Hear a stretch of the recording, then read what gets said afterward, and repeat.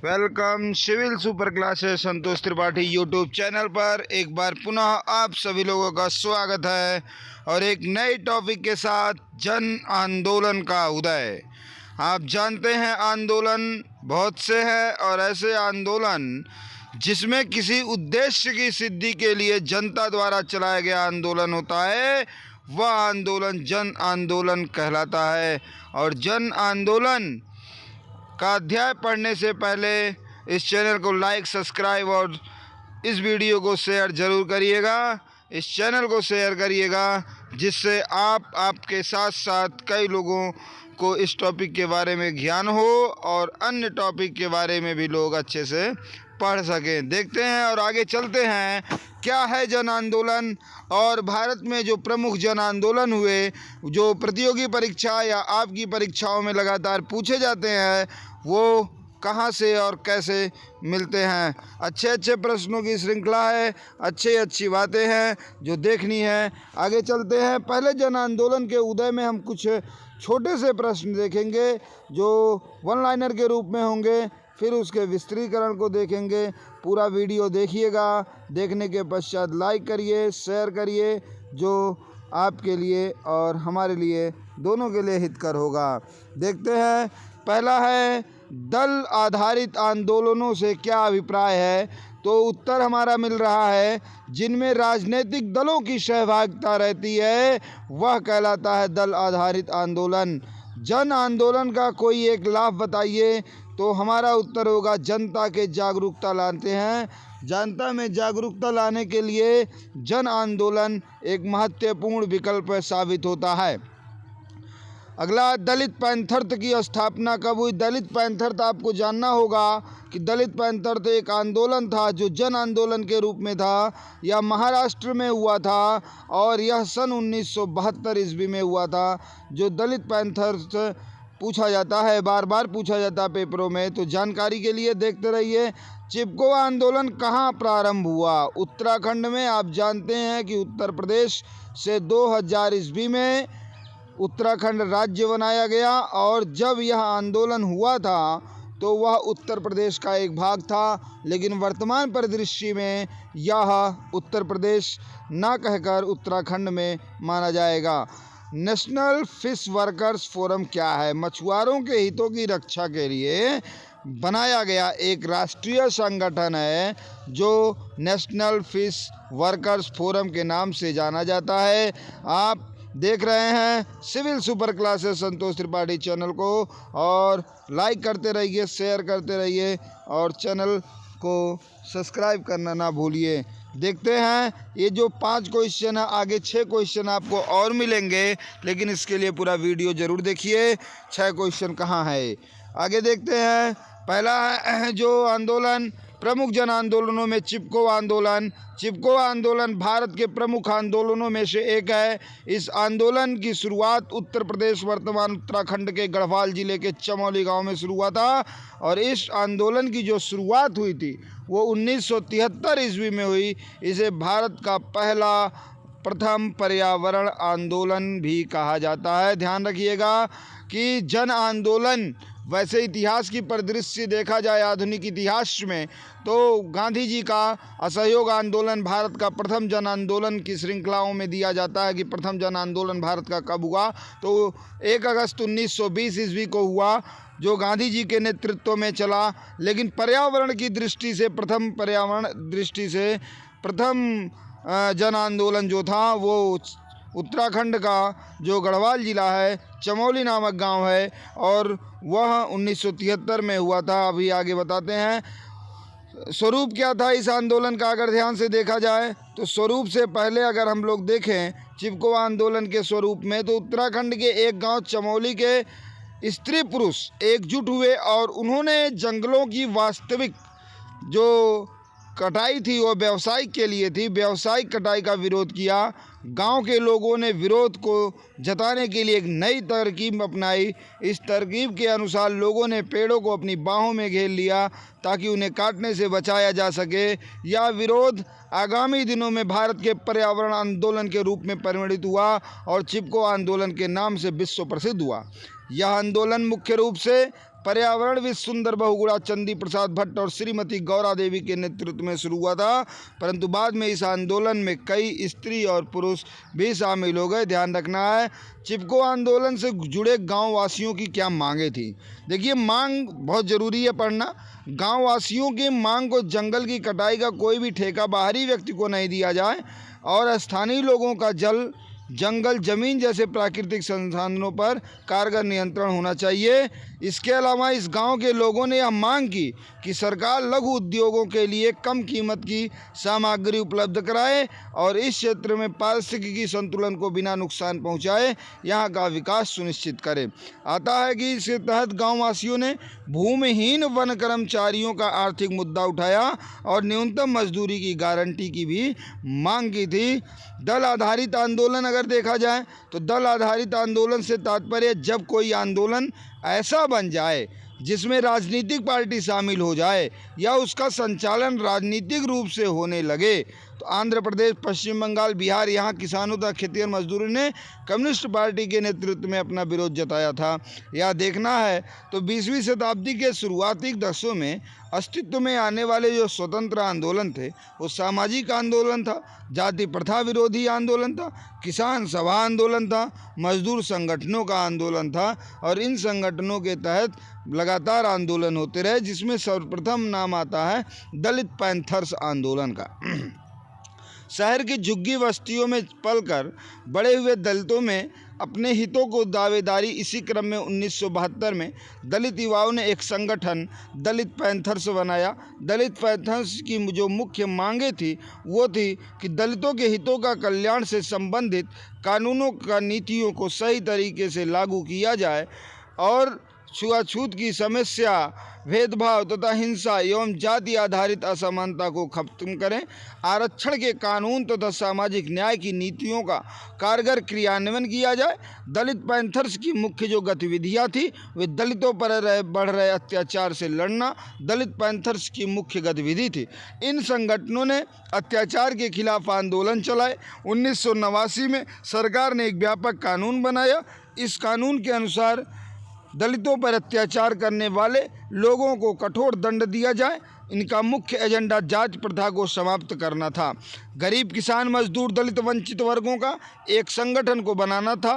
दलित panthers संगठन root गया और ख़त्म हो गया और इसी जगह बाम सेफ ने ले ली। आगे चलते हैं। भारतीय किसान यूनियन BKU 1988 के जनवरी में उत्तर प्रदेश के एक शहर मेरठ में लगभग 2000 किसान से नहीं 20,000 किसान जमा हुए और बिजली की दर में बढ़ोतरी का विरोध कर रहे थे। किसानों ने जिला समाहर्ता के दफ्तर के बाहर 3 हफ्तों तक डेरा डाले रहे के बाद में इनकी मांग मान ली गई। ये एक अनुशासित धरना था। इन्हें आपस में गांव के राशन पानी मिल रहा था। यह किसानों की शक्ति का बड़ा प्रदर्शन था। भारतीय किसान यूनियन पश्चिम उत्तर प्रदेश तथा हरियाणा के किसानों का संगठन था। भारतीय किसान यूनियन की जो मुख्य मांग थी वह गन्ने और गेहूं के सरकारी खरीद मूल्य में बढ़ोतरी की मांग थी। कृषि उत्पादन के अंतर राज्य आवाजाही पर लगी पाबंदी हटाई जाए। समुचित दर पर गारंटी शुदा बिजली आपूर्ति कराई जाए। किसानों का बकाया कर्ज माफ़ करने की भी मांग की गई।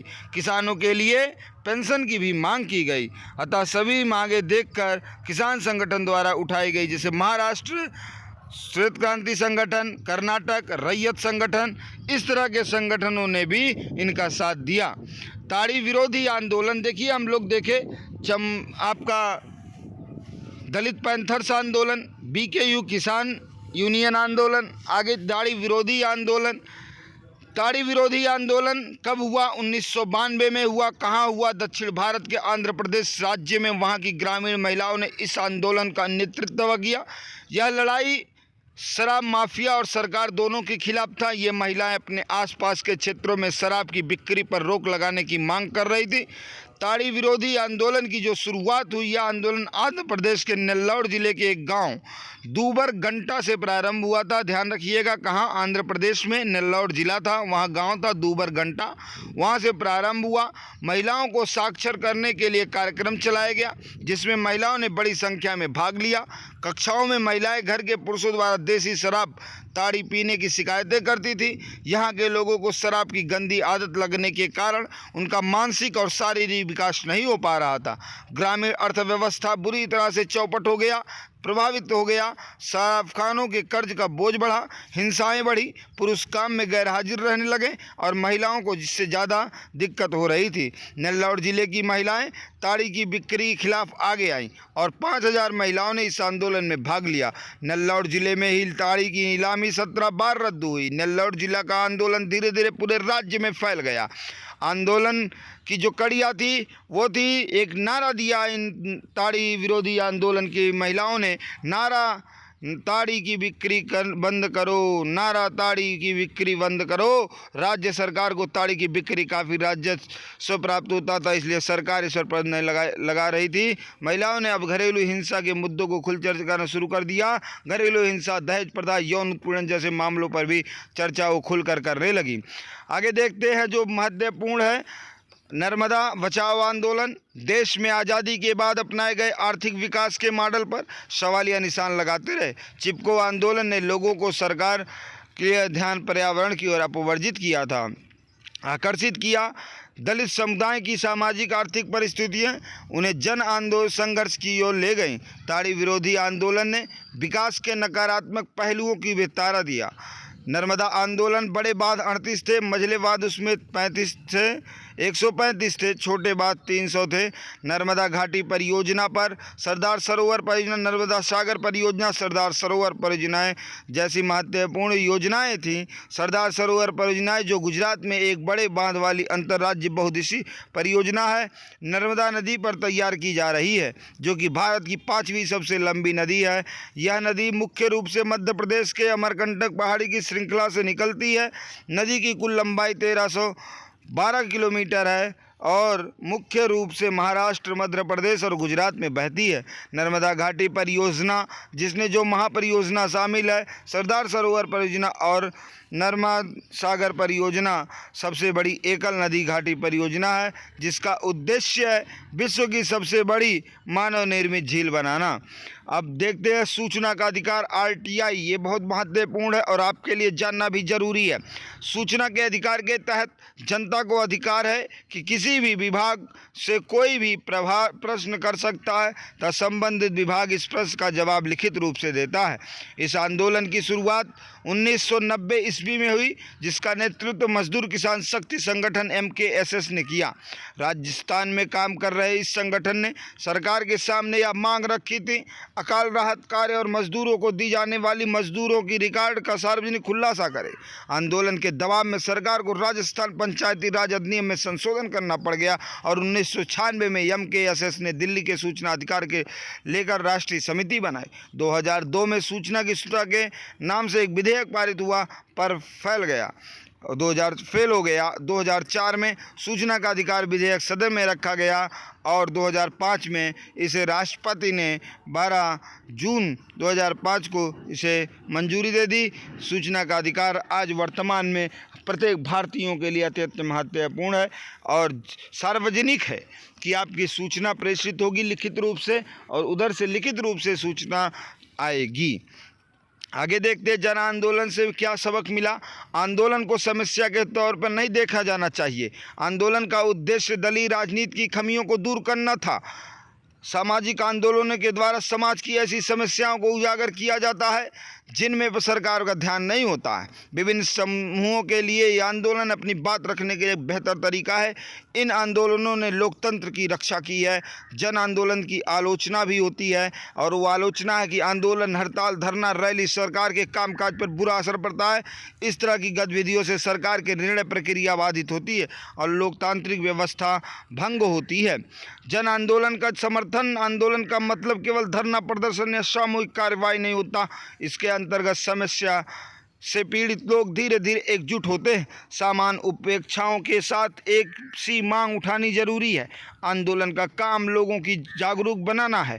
भारत में आंदोलन में जनता को जागरूक किया है तथा लोकतंत्र को मजबूत बनाने में महत्वपूर्ण भूमिका निभाई है। तो जन आंदोलन एक सामूहिक, जो कई लोगों से एक ही मुद्दे पर को लेकर के आगे बढ़ना और अगर वो आपके खिलाफ चीज़ें हो रही हैं तो सरकार को, समाज को विपरीत दिशा से मोड़ करके एक नई दिशा में लाने का कार्य होता है आपका जन आंदोलन। जन आंदोलन कभी भी अहिंसक नहीं होना चाहिए, क्योंकि यह जन आंदोलन तब नहीं कहलाता है, यहाँ अहिंसक होना चाहिए। अहिंसक के माध्यम से, रास्ते के मार्ग से आगे बढ़ना चाहिए, जिससे आपके मुद्दों पर जो गलत हो रहा है उन मुद्दों पर लोग एकत्रित हों, आगे बढ़ें और सरकार तक, समाज तक अपनी बात पहुंचाएं। सादर धन्यवाद। Civil super classes YouTube channel पर आप सभी ने अपना अमूल्य समय दिया, इस वीडियो को देखा। लाइक कमेंट करना ना भूलिए, शेयर करना चैनल को ना भूलिए, सब्सक्राइब जरूर करें और आगे बढ़ें।